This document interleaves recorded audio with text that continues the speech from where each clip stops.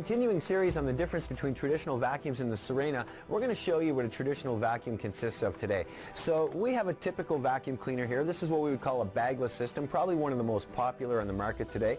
This one would be referred to as an upright. There's a lot of them out there. You've probably seen similar ones.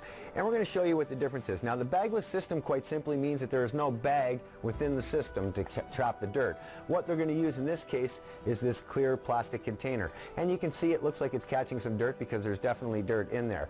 Now if we break this down even further, you're going to see as we open it up, although there's no bag, here's our first filter on the system.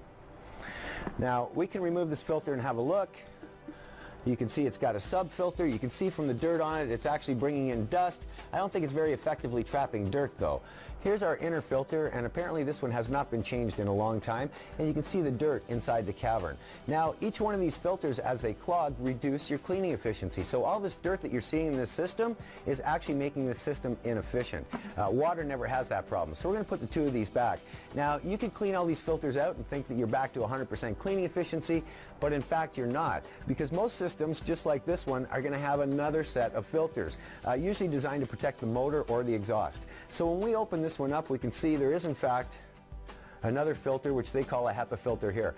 You can tell by the color of that filter, it is probably pretty much useless at this point. Now you can turn on this machine, get all kinds of suction, but you will not be able to clean.